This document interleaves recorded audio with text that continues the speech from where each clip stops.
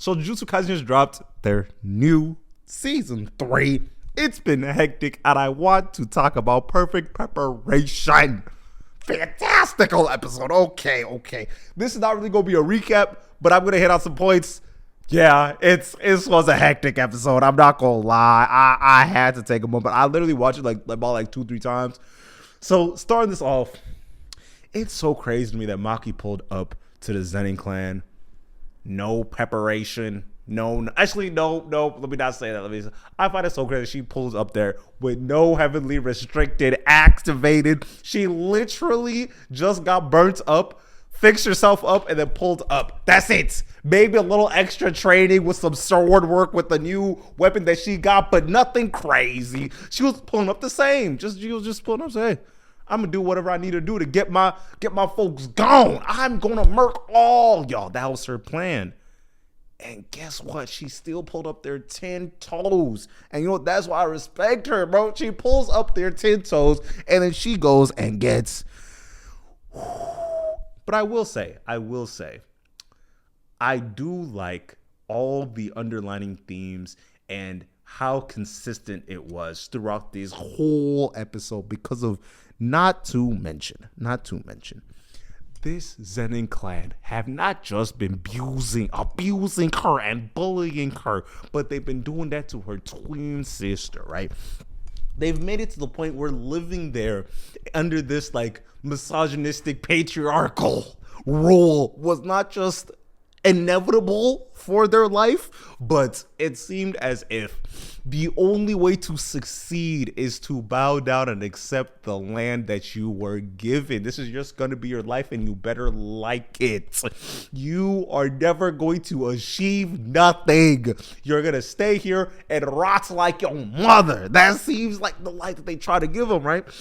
And I liked how they separated Maki and Mai and the way that they pushed past this mistreatment. Mai's whole existence, right?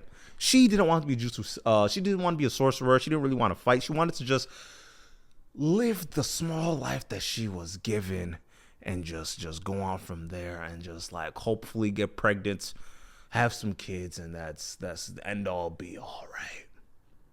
But Maki, on the other hand, she's like, no, you will not treat me like this. I am strong. I am physically strong. I know I don't got no cursed energy, but you best believe I'm gonna fight.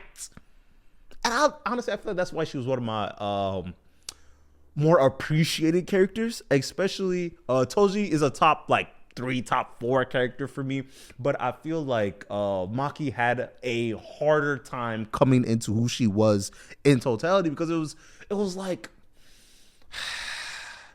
you know that one saying where it's well, you could be talking about that ish when you're up, but when you're down, are you still talking? You still barking? Are you still as confident as ever before? Or are you only confident when you have the higher hand?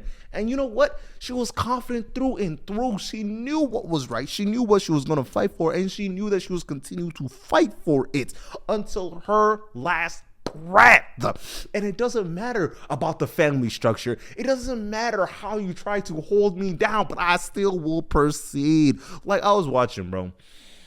She fights her dad, Ogi, right? Gets murked. He cuts her all the way up. Whoops her ass. Belt to butt, the whole 9 yards, right? There ain't much you could do about it. You could just accept it and move on. She gets cut because she cannot see his cursed power. He can't see the flames. He can't see the sword, right? She thinks she thought she broke the sword, but she's like, well, that's your problem. You living on this realm. You're not on our level. And guess what? You might think just because you're having a heavily packed that you're something important, something special. Told you wasn't special and you weren't special. And guess what? Do you know why my life sucks? It's because of you. And I hated that so much because of, I know there hasn't been that much background. We don't really know how strong of a character he was, but that seems like such cope. Because it's,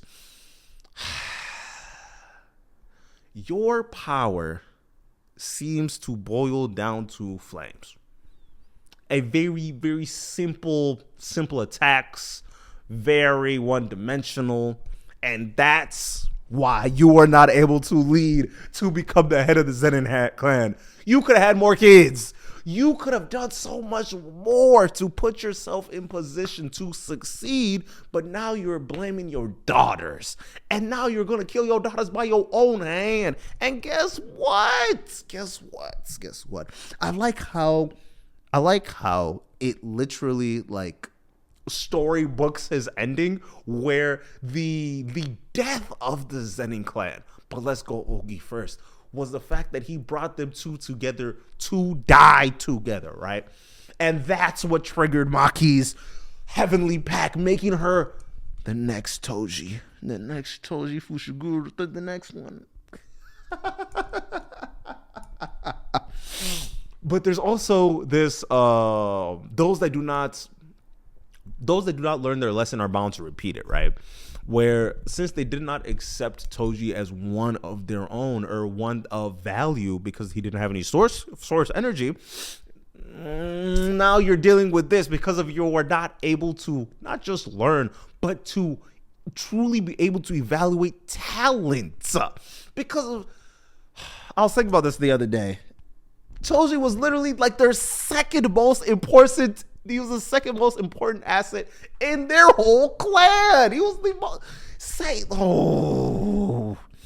because of first you get the 10 shadows, and that is very tricky because it's just Magaraga. It's just Magara. I don't even know how to pronounce his name. That's the only reason why that's such a powerful move. It's that guy. What that represents, and the overt adaptation that he creates. That is the what was so powerful within the Zenin clan. But you're like, you're just gonna just throw him away. Throw Toji away. Just go ahead. The one guy that was able to sneak Gojo. Let's throw that guy away. Just because that he was not a part of this Jujutsu world and you do not respect that. And now guess what? You just got one-shotted. Head cut off. I'm not going to lie. It made me want to shed a tear watching Mai die. Because it's like...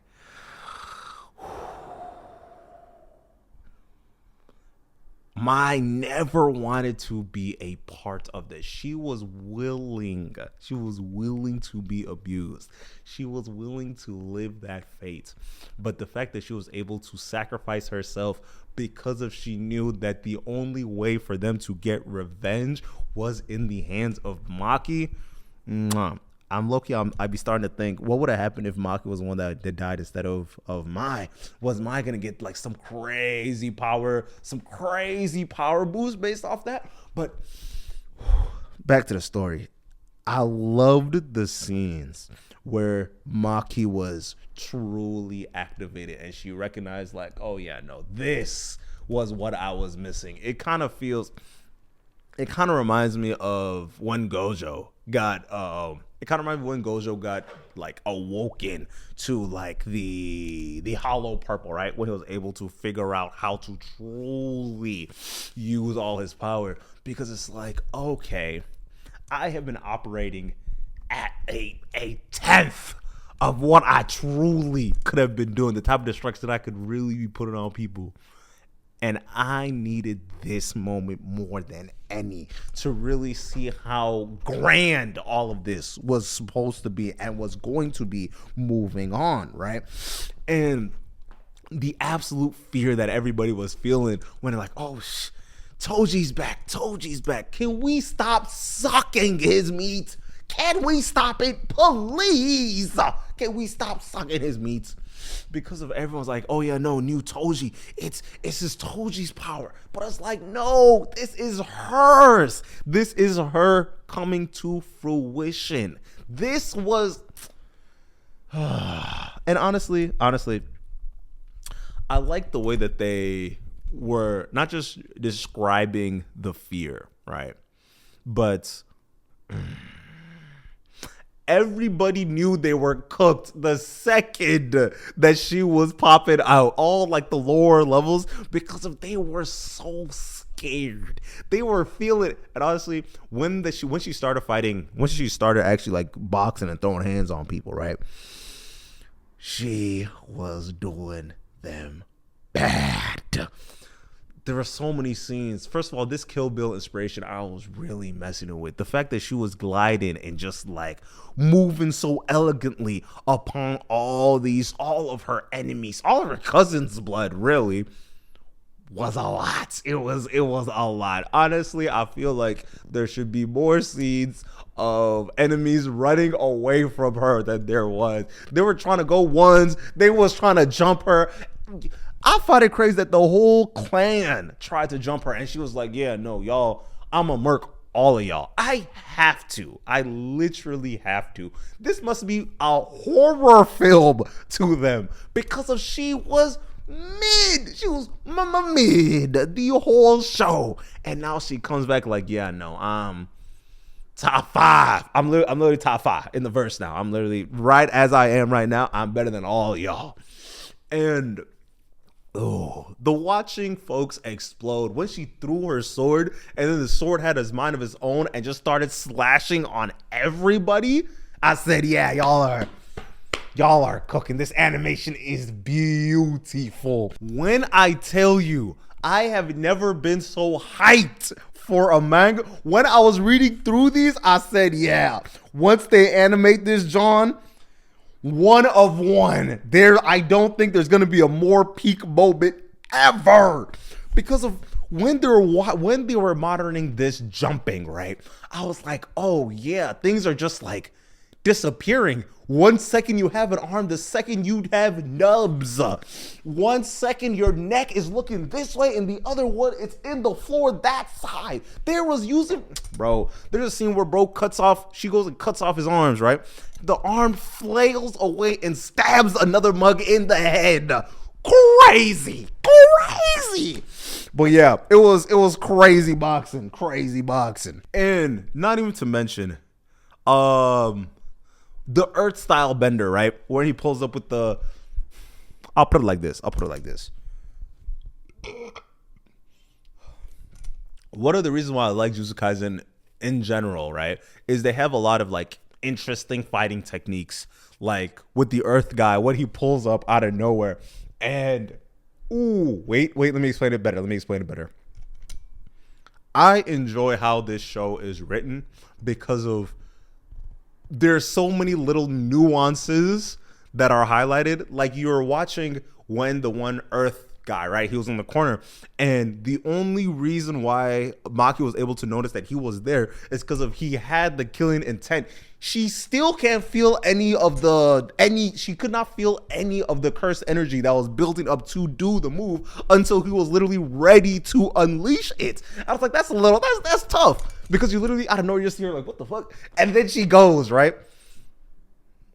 And watching how she goes and murks everybody, it pained me when bro was trying to hold her in place with his psychic abilities, and that slow Toji's brother's an asshole. He was walking, taking his time. He was trying to oral farm, and he says, all right, here's my power. Dust settles. Big explosion. And out of nowhere, bro thinks he won. He's bleeding from his eyes and mouth and neck. Everywhere is bloody, right? And Maki walks by, holding the head. Holding Toji's brother's head. Walking by, swinging that John, throws that shit into the river. Bah! Cooked. And guess what? She ain't even breaking a sweat yet. The big bad guy pulls up. Naoya, the guy that wants to be the actual head of the family, gets his ass, bro. He's using some speed boost. First of all,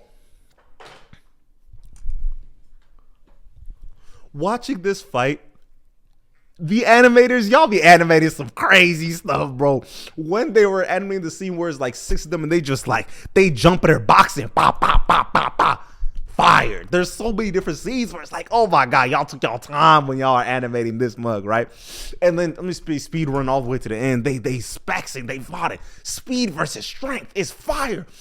And bro starts sprinting. He starts using his speed. First of all, before I even get there, this dick sucking of Toji needs to stop. The moment he met Toji, right? He was trying to gloat. He was trying to talk that ish. Walks up, let me see the pitiful face, the pitiful man that has no cursed energy. And he looks up, mouth wide open. Wide open. I know he's a child, but like he's like, wow. Now that's a man. That's a man. And you know what? I do not like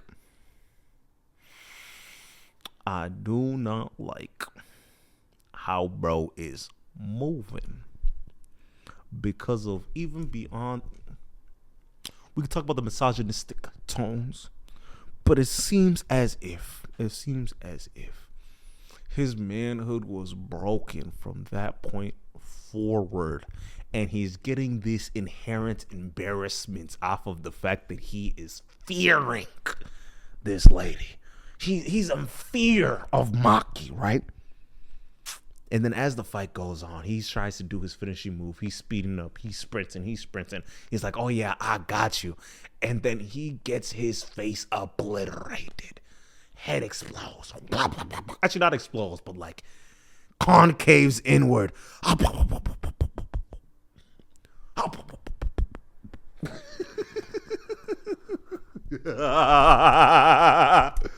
Hyped. Oh my God, that was fire.